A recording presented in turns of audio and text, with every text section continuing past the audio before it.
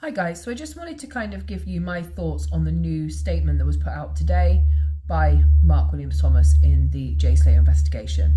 Now, first of all, Mark is appealing for people not to pass on any more information to him that has been featured on any social media platform, because he does have people monitoring those groups and TikTok and all the different apps all the time. And that makes loads of sense because I think he's getting quite overwhelmed with a lot of information. I know myself, if something new breaks, I get like 25 copies of it, and I imagine his is like tenfold. So that's one thing he said.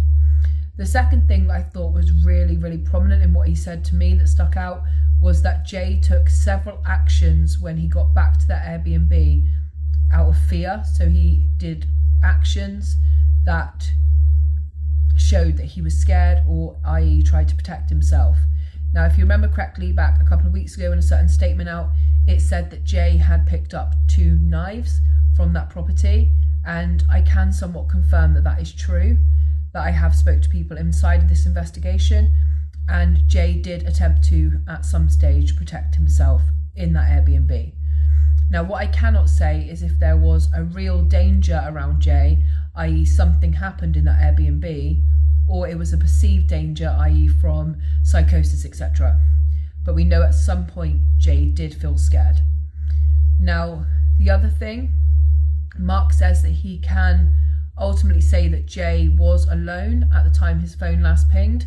I'm not sure how Mark can say that, but that is what he has said. And he believes now that Jay has travelled some distance away from where that last ping was, although he still believes Jay will be found on the mountainous area.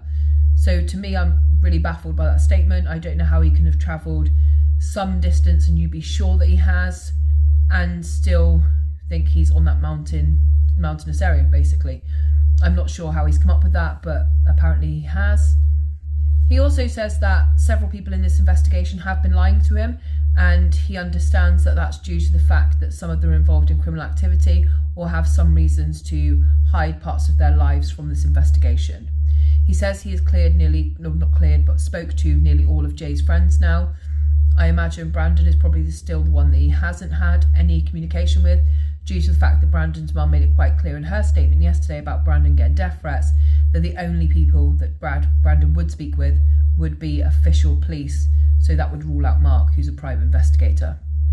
Now, if this was an investigation I was part of, in my head, my next steps would be to make some arrests and find out exactly what happened at that Airbnb to make Jay scared, because something has happened there. And like I said, even if it was a perceived danger, somebody is leaving that out of their statements, because nobody so far has come forward and said, yep, he freaked out, he picked up a knife, he literally got scared, he was freaking out. All we've heard so far is that Jay was calm, he was offered a towel, he was offered a blanket, he was offered a Camel cigarette, and at some point he said, I'm going to go, I'm hungry, I want scran. But we've never heard anything that would lead us to believe that Jay had been in any kind of fear at any time. Now it seems that Mark has not only heard that Jay was scared, but he is confirming that Jay was scared, took some actions at that property out of fear, and actually fled the property without even charging his phone due to that, and refused to return to the property, said it wasn't a possibility for him to do so because of whatever it was that had scared him at that property. This is obviously a heartbreaking update, because it means that something nefarious happened at some stage. Even if Jay left after that and fled into the mountains, it would make sense why he come off that main road.